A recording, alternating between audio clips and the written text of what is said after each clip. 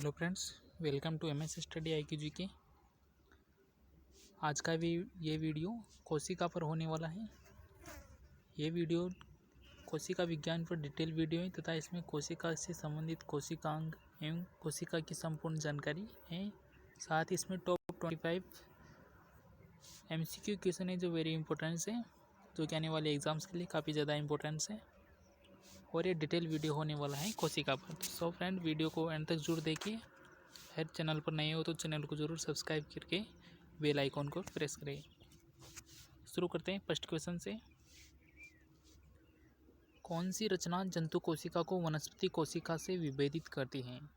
Friends, यहाँ पर question पूछा गया है कि वह कौन सी रचना है जो जंतु कोशिका को वनस्पति कोशिका से अलग करती हैं। राइबोसोम, माइटोकॉन्ड्रिया, सेंट्रोमियर या सेंट्रियोल? तो इसका राइट आंसर है सेंट्रियोल। सेंट्रियोल बोले या तारक केंद्र बोले। तारक केंद्र जंतु कोशिका को पादप कोशिका या वनस्पति कोशिका से अलग करती हैं, ये आपको याद रखना है। और फ्रेंड्स, यहाँ पर तारक केंद्र की बात रही तो इसका डिटेल है कोशिका जीव विज्ञान में। कोशिका जीव विज्ञान, जिसे इंग्लिश में क्या कहते हैं, साइटोलॉजी, ये आपको याद रखना है। साइटोलॉजी क्या होती है? कोशिका जीव विज्ञान होती है। कोशिका जीव विज्ञान में तारक केंद्र या सेंट्रियोल एक बेलनाकार कोशिकांग है। क्या है? इसका आकृति होती है बेलनाकार कोशिकांग है, जो मुख्यतः ट्यूबुलिन नामक प्रोटीन से बना होता है। ये प्रोटीन का नाम भी आपको याद रखना है। अधिकांश यूकेरियोटिक कोशिकाओं में तारक केंद्र मौजूद होता है। जो यूकेरियोटिक सेल्स होती हैं उसमें ये उपस्थित होता है। प्रोकैरियोटिक में ये अनुपस्थित होता है, ये आपको याद रखना है। नेक्स्ट क्वेश्चन है, कोशिका में राइबोसोम की अनुपस्थिति में निम्न में से कौन सा कार्य संपादित नहीं होगा? तो इसका राइट आंसर हो जाएगा प्रोटीन संश्लेषण। प्रोटीन संश्लेषण का कार्य नहीं होगा यदि राइबोसोम एब्सेंट रहेगा। तो राइबोसोम की खोज 1955 के दशक में रोमानिया के जीव वैज्ञानिक जॉर्ज पेलेडे ने की थी। तो राइबोसोम की खोज किसने की? जॉर्ज पेलेडे ने। ये आपको याद रखना है, काफ़ी बार एग्जाम्स में पूछा गया है क्वेश्चन से। और राइबोसोम सजीव कोशिका के कोशिका द्रव्य में स्थित बहुत ही सूक्ष्म कण होता है। फ्रेंड्स, राइबोसोम कोशिका का सबसे छोटा कोशिकांग है, यह आपको याद रखना है, जिनकी प्रोटीन संश्लेषण में महत्वपूर्ण भूमिका होती है। प्रोटीन संश्लेषण का जो कार्य होता है वो राइबोसोम के द्वारा किया जाता है। ये आनुवांशिक पदार्थों डीएनए या आरएनए के संकेतों को प्रोटीन श्रृंखला में परिवर्तित करता है। ये भी आपको याद रखना है। केवल सेल्स में दो ही कोशिकांग है जो डीएनए या आरएनए रखते हैं। एक तो होता है राइबोसोम और केंद्रक होता है। और कभी कभी अति सूक्ष्म मात्रा में माइटोकॉन्ड्रिया में भी डीएनए या आरएनए के पाए जाते हैं, ये आपको याद रखना है। नेक्स्ट क्वेश्चन है, यदि माइटोकॉन्ड्रिया काम करना बंद करते तो कोशिका में कौन सा कार्य नहीं होगा? Important question. यदि फ्रेंड्स माइटोकॉन्ड्रिया होता है वो काम करना बंद कर दे तो कोशिका में कौन सा कार्य नहीं होगा? तो कोशिका में भोजन का ऑक्सीकरण होना बंद हो जाएगा। वेरी इंपॉर्टेंट क्वेश्चन है, ऑक्सीकरण होना बंद हो जाएगा।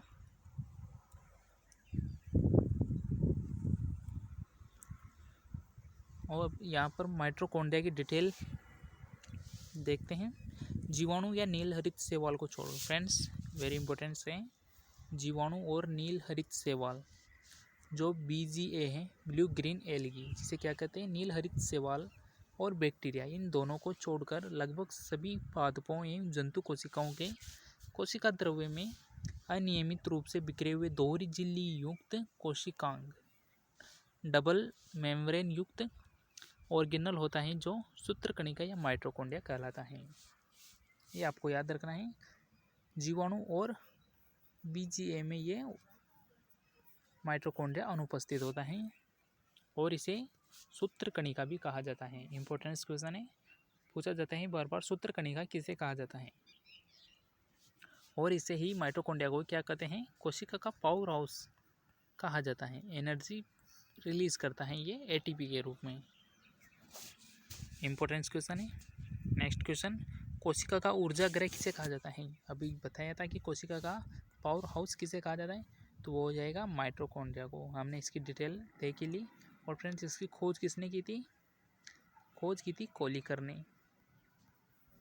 खोज करता कौन है माइटोकॉन्ड्रिया के, वो है कोलिकर। और नाम किसने दिया था, तो नाम दिया था बेंडा ने। ये आपको याद रखना है, इंपॉर्टेंट क्वेश्चन है, काफ़ी बार पूछा जाता है। नेक्स्ट क्वेश्चन, निम्नलिखित में से कौन सा सबसे बड़ा कोशिकांग है। फ्रेंड्स, वह कौन सा कोशिकांग है जो सबसे बड़ा है, तो वो हो जाएगा प्लास्टिड। प्लास्टिड बोलो या लवक बोलो, बात एक ही है। लवक होता है सबसे बड़ा कोशिकांग इन चारों में से। लवक अधिकतर पौधों में ही पाए जाते हैं। सभी को पता है कि लवक क्या होते हैं, ये कलर देने का कार्य करते हैं। पौधों को कलर प्रदान कौन करते हैं, लवक करते हैं। ये अधिकतर पौधों में ही पाए जाते हैं। ये एक प्रकार के रंजक कण होते हैं। क्या होते हैं, पिगमेंट ग्रेन्यूल्स होते हैं, जो जीव द्रव्य में इधर उधर बिखरे रहते हैं। इंपॉर्टेंट क्वेश्चन है, ये क्या करते हैं, रंजक कण होते हैं जो अर्थात रंग देने का कार्य करते हैं। इंपॉर्टेंस है। नेक्स्ट क्वेश्चन, कोशिका में प्रोटीन संश्लेषण कहाँ पर होता है। वेरी वेरी इंपॉर्टेंट क्वेश्चन है फ्रेंड। कोशिका में प्रोटीन संश्लेषण कहाँ होता है, तो ये हमने बताया था पहले कि ये होता है राइबोसोम। इसका आंसर हो जाएगा राइबोसोम में कोशिका का प्रोटीन संश्लेषण होता है। अब राइबोसोम की डिटेल्स डिटेल्स जानकारी देखते हैं। राइबोसोम सजीव कोशिकाओं के कोशिका द्रव्य में बहुत ही सूक्ष्मतम कण है। ये क्या है, बहुत ही सूक्ष्म कण है जो प्रोटीन संश्लेषण में महत्वपूर्ण भूमिका निभाता है। ये आनुवंशिक पदार्थ और डीएनए आरएनए के संकेतों को प्रोटीन श्रृंखला में परिवर्तित करता है। ये एंडोप्लाज्मिक रेटिकुलम के ऊपरी सतह पर पाए जाते हैं। ये आपको याद रखना है कि राइबोसोम कहाँ पर होते हैं, ईआर के ऊपर, एंडोप्लाज्मिक रेटिकुलम के ऊपर होते हैं। नेक्स्ट क्वेश्चन है, पादप कोशिकाओं का सबसे भारी आवरण क्या कहलाता है। फ्रेंड्स, जो पादप कोशिकाएं होती हैं उसका सबसे भारी आवरण क्या कहलाता है, तो हो जाएगा कोशिका भित्ति। इसका राइट आंसर क्या है, कोशिका भित्ति। जीवाणु एवं वनस्पतिक कोशिकाओं में कोशिका झिल्ली के बाहर निर्जीव पारगम में तथा मोटी दीवार पाई जाती है, जिसे कोशिका भित्ति कहा जाता है। सबसे भारी कोशिकांग होता है ये कोशिका भित्ति का। और फ्रेंड्स, जंतु कोशिका में कोशिका भित्ति अनुपस्थित होती है, ये आपको याद रखना है।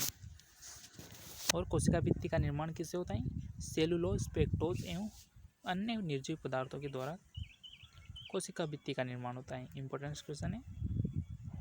नेक्स्ट, कोशिका को निश्चित रूप प्रदान कौन करता है।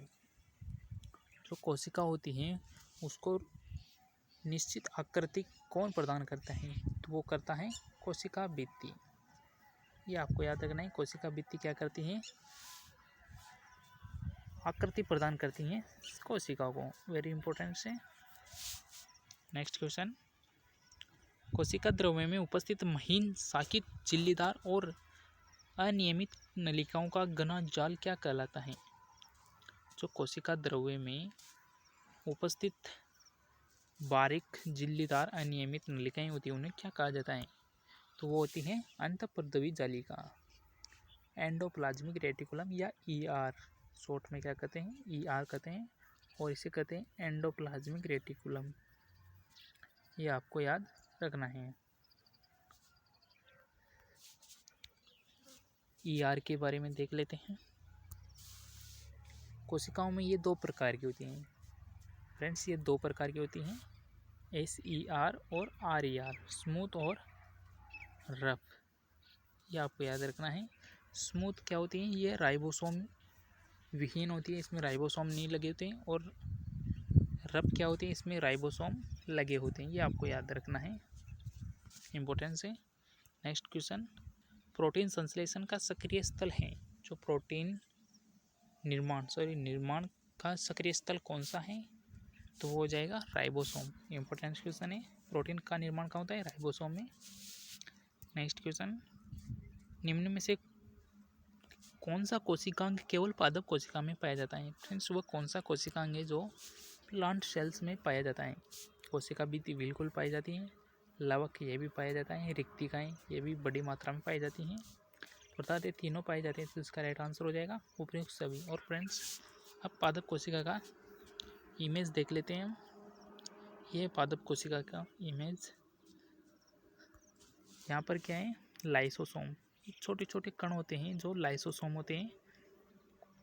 कोशिका का विघटन करने का कार्य कौन करते हैं? लाइसोसोम। ये चिकनी अंतःप्रद्रवी जालिका, इस पर राइबोसोम उपस्थित नहीं होते हैं, इसे क्या कहते हैं? SER। आपको याद रखना है। हरित लवक, जो हरित लवक होता है ये क्या करता है? रंग प्रदान करने का कार्य करता है। और ये केंद्रक, केंद्रक इतना बड़ा केंद्रक होता है जो परिधि की ओर होता है, यानी कि कोशिका भित्ति के लगभग समीप होता है ये केंद्रक। और ये उसके कोशिकांगे जो आपको देखने हैं। आगे बढ़ते हैं नेक्स्ट क्वेश्चन की ओर।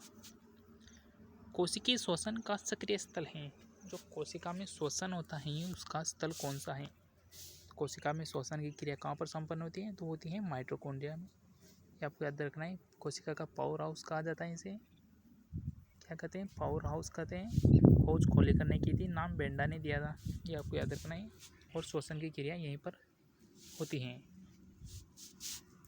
नेक्स्ट क्वेश्चन, अवर्णीय लवक जिसे ल्यूकोप्लास्ट कहा जाता है, ये किस में पाए जाते हैं?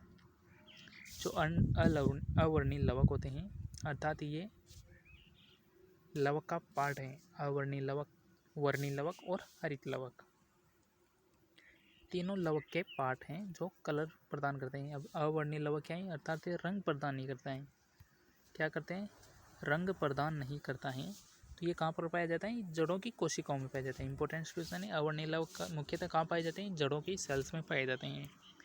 नेक्स्ट क्वेश्चन, फूलों और बीजों को विभिन्न प्रकार के आकर्षक रंग प्रदान करता है। जो फूल होते हैं और बीज होते हैं, फूल और बीजों को रंग प्रदान कौन करता है? तो वो करता है क्रोमोप्लास्ट। आंसर हो जाएगा chromoplast. Very very important question है। इसका डिटेल्स देख लेते हैं। हरे रंगों को छोड़कर अन्य रंगों वाले लवकों को क्रोमोप्लास्ट कहते हैं। फ्रेंड्स जो हरे रंग को छोड़कर अन्य रंग प्रदान करते हैं उन्हें क्या कहा जाता है? क्रोमोप्लास्ट कहा जाता है। इनसे ही फूलों एवं फलों को रंग प्राप्त होता है। फूल और जो भी फल होते हैं उनको कलर अवर्णीय लवक से ही क्रोमोप्लास्ट से ही प्राप्त होते हैं। इंपॉर्टेंस है, जिनका मुख्य कार्य भोजन संग्रहण में मदद करना है। इंपॉर्टेंस है।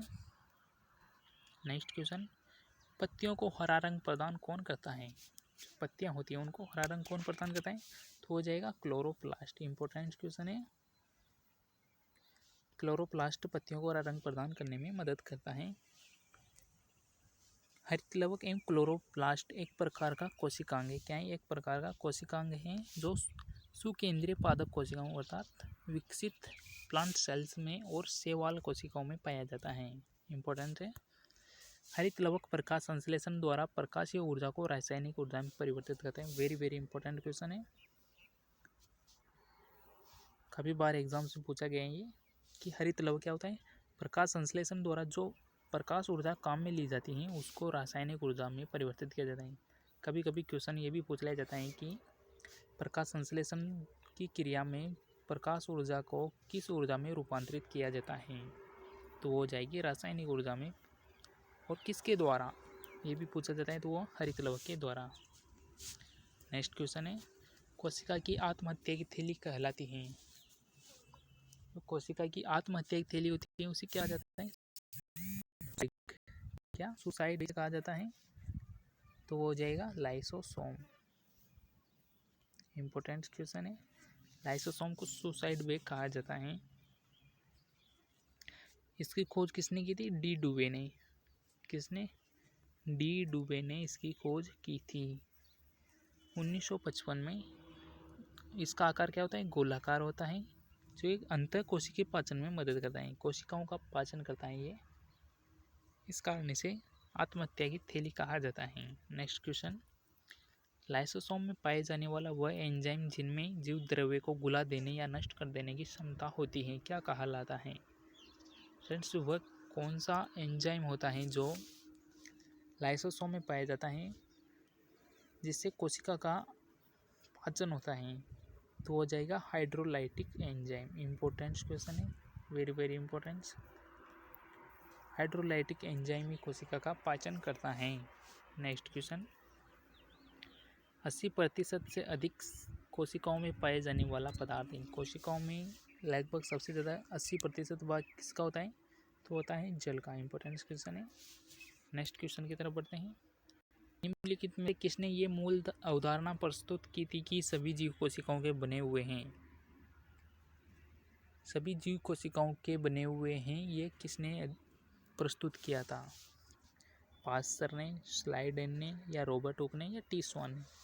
इसका राइट आंसर हो जाएगा स्लाइडन एंड टी स्वान। इन दोनों साइंटिस्टों ने ही मिलकर कोशिका सिद्धांत दिया था। इसी में कहा गया था कि सभी जीव कोशिकाओं के बने हुए हैं। तो इसका राइट आंसर हो जाएगा डी 2 और 4, यानी कि स्लाइडन और टी स्वान ने ये कहा था। इसका डिटेल्स देखते हैं।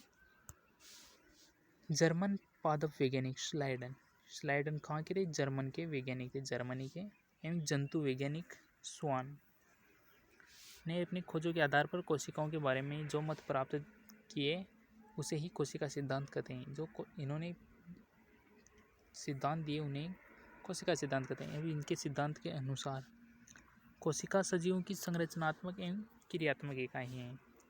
नई कोशिका की उत्पत्ति पहले से मौजूद कोशिकाओं से होती है। ये इम्पोर्टेंट है। नई कोशिकाओं की उत्पत्ति किससे होती है? पुरानी या पूर्ववर्ती कोशिकाओं से ही होती हैं। आगे बढ़ते हैं। किसकी उपस्थिति के कारण किसी पादप कोशिका और पशु कोशिका में अंतर पाया जाता है? फ्रेंड्स, वह कौन सा कोशिकांग है जिसके कारण पादप कोशिका और जंतु कोशिका में अंतर होता है? तो होता है कोशिका भित्ति का। कोशिका भित्ति प्लांट सेल में पाई जाती है, यानी पादप कोशिका में तो ये उपस्थित होती है, और जो जंतु कोशिका होती है उसमें ये उपस्थित नहीं होती हैं। ये आपको याद रखना है। इसका राइट आंसर हो जाएगा कोशिका भित्ति। गोल्जिकाई का प्रमुख कार्य क्या है? जो गोल्जिकाई होता है उसका कार्य क्या है? होता है स्रावी, यानी कि स्रवण करना। गोल्जिकाई की खोज किसने की थी? कैमिलियो गोल्जी के द्वारा। इम्पोर्टेंस है, कैमिलियो गोल्जी के द्वारा। इन्हीं के नाम पर इनका इस कोशिका का नाम गोल्जिकाई पड़ा था। गोल्जिकाई के बारे में डिटेल्स वीडियो खोज करता कैमिलियो गोल्जी के नाम पर इसका नाम पड़ा था, जिन्होंने 1898 में सर्वप्रथम इसकी खोज की। इम्पोर्टेंस है, गोल्जिकाई की खोज ने की थी कैमिलियो गोल्जी के द्वारा। यह अंग साधारणतः केंद्रक के समीप अकेले समूहों में या समूहों में पाया जाता है।